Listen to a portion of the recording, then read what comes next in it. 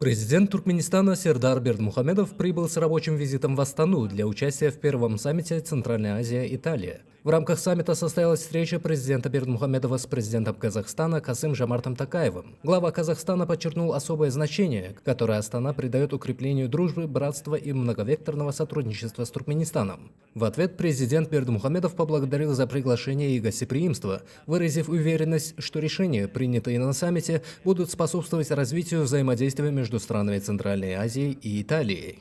Также президент Бердмухамедов встретился с премьер-министром Итальянской республики Джорджией Мелони. Обе стороны выразили уверенность в дальнейшем развитии туркмено-итальянских отношений. Президент Туркменистана подчеркнул важность сотрудничества с европейскими странами, включая Италию, и передал слова приветствия от национального лидера туркменского народа, председателя Халк-Маслахата Туркменистана Гурбангулы Бердмухамедова, который с теплотой вспоминает свой официальный визит в Италию. Эти встречи на полях саммита подчеркивают активную дипломатическую позицию Туркменистана, направленную на расширение связей как с ближайшими соседями, так и с ключевыми европейскими партнерами.